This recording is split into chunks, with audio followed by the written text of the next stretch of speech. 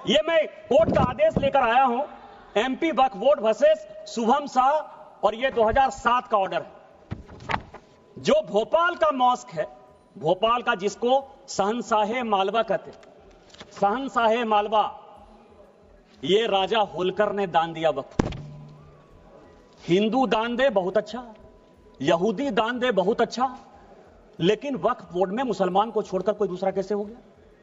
कितने लोगों ने कहा है, उन्होंने पूरे दुनिया को झूठ बोला है। यदि वक्फ जियो ने स्टार्ट किया, यदि वक्फ की संपत्ति हिंदुस्तान में राजा महाराजाओं ने दी, तो किसी कीमत पर आप उसको, हिंदुओं को क्यों नहीं मेंबर बनाओगे? एक मेंबर ऑफ पार्लियामेंट, यहां पार्लियामेंट में 77 से स्वागत बाबू बैठे हुए, एक मेंबर ऑफ पार्लियामेंट बताए कि 77 के बाद से एक भी प्राइवेट मेंबर बिल पास हुआ है?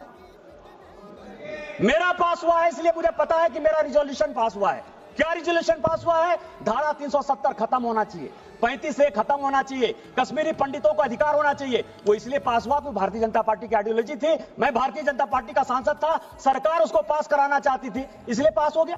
ये जो 1954 का वक्फ एक्ट है, 1952 में सभापति महोदय काजमी साहब लेकर आए, एक प्राइवेट आदमी प्राइवेट बिल लेकर आया, और उसके लिए जब यह बिल पास हो गया तो सेलेक्ट कमेटी बनी, और उस सेलेक्ट कमेटी के जो मेंबर थे, अमजद अली, आप मुसलमानों की बात करते हो, दो लोगों ने डिसेंट नोट दिया। एक का नाम था मोहनलाल सक्सेना और दूसरे का नाम था अमजद अली। उन दोनों ने कहा, सब कागज लेकर आया हूं, कि अगेंस्ट द कॉन्स्टिट्यूशन है, अगेंस्ट द आर्टिकल 14-15 है, अगेंस्ट द कॉन्स्टिट्यूशन का जो आर्टिकल 25 है उसका वायलेशन है।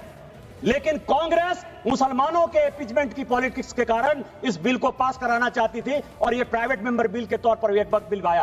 क्या आप गैर सरकारी बिल को जो है सरकारी बिल बनाकर इतने दिनों तक मुसलमानों के लिए एक अधिकार की बात करोगे? किस तरह की राजनीति कर रहे हो आप?